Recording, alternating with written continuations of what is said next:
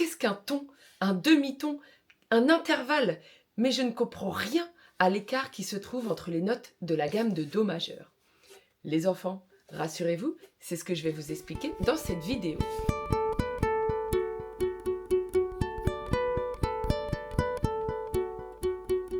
Salut les enfants, je vous propose aujourd'hui de partir en exploration pour comprendre la langue de la musique et plus précisément justement ces termes de ton, de demi-ton et d'intervalle entre les notes d'une gamme de musique. Pour ceci, je vous propose que nous partions en voyage sur une île avec des reliefs comme vous n'en avez jamais vu, des reliefs qui portent le nom des notes de la gamme de Do majeur. Alors les enfants, pour comprendre ce langage musical, restez avec moi parce que à la fin de la vidéo, vous aurez compris comment se construit une gamme et à quoi correspondent tous ces termes de ton, de demi-ton, d'intervalle.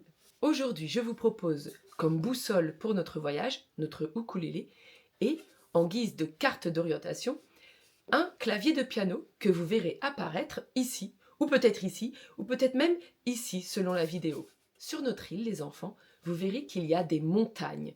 Il y en a des très hautes et parfois, il y a des petites collines. Vous vous rappelez? Des montagnes, vous en avez certainement déjà vu, et des petites collines. Montagne, colline. Ok? On va dire que nos montagnes, qui sont très hautes, très grandes, correspondent à des tons. Et les petites collines, qui se situent entre les montagnes, correspondent à des demi-tons. Je vous montre ceci sur le clavier du piano. On part de Do, on grimpe la montagne et on redescend sur Ré. De Ré à Mi, pareil, nous avons une grande montagne. Et regardez, entre Mi et Fa, il n'a pas de petite note noire, donc on a une petite colline. Fa, Sol, une montagne. Sol à La, une autre montagne. La à Si, encore une montagne. Et enfin, de Si à Do, une petite colline parce qu'il n'y a pas de note noire entre les deux.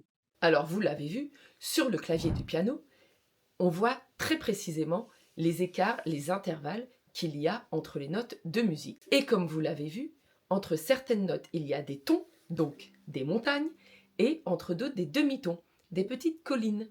Alors je vais vous montrer que sur notre ukulélé, nous avons également cet écart, ces intervalles entre nos notes. Mais sur le ukulélé, en fin de compte, celles-ci sont représentées par des cases. Un piano, c'est assez simple parce que toutes les notes sont alignées avec les petites touches noires qui permettent de faire les demi-tons, alors que sur un ukulélé ou une guitare, nous n'avons que des cases. D'ailleurs, vous pouvez revoir ma vidéo sur la gamme de Do majeur si vous voulez l'apprendre sur le manche du ukulélé, et également celle sur le langage de la musique pour déjà comprendre les bases, c'est-à-dire qu'est-ce qu'une note, un accord, etc. Alors revenons à notre vidéo pour comprendre ce qu'est un ton, un demi-ton et un intervalle sur notre manche de ukulélé. Alors nous allons commencer avec la note Do qui se trouve sur la dernière corde de notre ukulélé en case numéro 3. Vous voyez ici. D'accord? Et regardez, si je veux aller voir la note Ré, je vais mettre mon majeur 2 cases plus loin. Do, Ré, ok?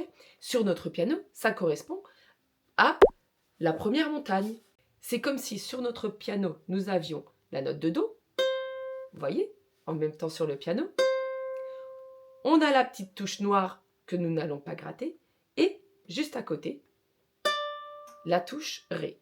Vous voyez, Do, Ré. Ensuite, pour aller de Ré à Mi, on a la petite touche noire qui correspond au final au sommet de la montagne, et on redescend cette montagne pour aller sur Mi. Ok? Et là, si vous avez été observateur, sur notre clavier de piano, qu'y avait-il après le Mi? Est-ce que nous avions une petite touche noire pour escalader la montagne, ou est-ce que nous avions directement une autre touche blanche qui faisait une petite colline? Allez-y, je vous laisse 3 secondes pour réfléchir les enfants et j'écoute vos réponses. 1, 2 et 3. De quoi? Oui, nous avions bien juste une petite colline. Regardez. Ok? Là, entre Mi et Fa, nous n'avons pas de petites touches noires, donc nous ne pouvons pas escalader la montagne. Nous traversons juste une petite colline et les notes mi et fa sont très proches, elles sont très copines et elles peuvent se voir très facilement si elles s'invitent l'une chez l'autre. Alors que de fa à sol, de nouveau, nous avons une petite touche noire, le sommet de la montagne, donc nous devons l'escalader pour la redescendre et aller voir sol. Donc si je reprends dès le début, on a do, on monte la montagne, on la redescend. On a le ré, donc là au final on a fait un ton, ça correspond à la montagne. De nouveau un ton, une montagne, mi. Là, on a une petite colline, pas besoin d'escalader la montagne, donc on a un demi-ton, fa. De fa à sol, on recommence à escalader une montagne, on a un ton entier. Et c'est pareil, de la note sol à la note la. Pareil de la note la à la note si. Vous voyez, on a toujours une petite case vide sur notre manche de ukulélé, une touche noire sur le clavier du piano. Et de si à do, et bien là, elles sont super copines ces deux notes. Elles habitent vraiment très proches l'une de l'autre. Il n'y a qu'une petite colline à traverser. Pas de touche noire, pas de montagne à escalader. On a juste un demi-ton. Les deux cases se touchent. Donc finalement, je vous montre de nouveau. Do, on décale notre doigt de deux cases. Ré, encore deux cases, mi. Mi à fa, les cases sont collées. Fa à sol, on décale de deux cases. Sol à la, on décale de deux cases. La à si, on décale de deux cases. Et si à do, on a les deux cases sont collées. Donc il y a un demi-ton. Alors, les enfants, un petit jeu. Dites-moi combien il y a de tons ou de demi-tons entre les notes ré et mi. 3 secondes. Et oui, il y a un ton, c'est-à-dire qu'on a dû escalader la montagne, comme vous le voyez sur le clavier du piano. On a bien la note de ré, la petite note noire qui représente le sommet de la montagne, on la redescend, on a la note de mi. Donc il y a un ton. Au final, les montagnes, ça représente un énorme pas, un grand pas de géant, et les petites collines, les demi-tons, ça pourrait représenter un petit pas de mini-pouce, un petit pas de schtroumpf. Allez, encore une question. Dites-moi combien il y a de tons ou de demi-tons entre les notes de mi et fa. Pardon? Ah, il y en a qui ont failli se tromper. Oui, il y a juste une petite colline, il y a juste un demi-ton. En fin de compte, les enfants, les tons et les demi-tons, c'est un peu comme une horloge. Regardez, on dessine une horloge. Sur une horloge, on va dire que la grande aiguille tourne en 1 heure. Si on coupe l'horloge en deux, on a donc une demi-horloge et une demi-horloge, soit une demi-heure et une demi-heure. On est d'accord. Et une demi-heure plus une demi-heure, quand on les assemble, ça nous recrée l'heure entière, ça nous recrée 1 heure. Et bien c'est pareil, un demi-ton et un demi-ton, assemblés, ça nous fait un ton entier.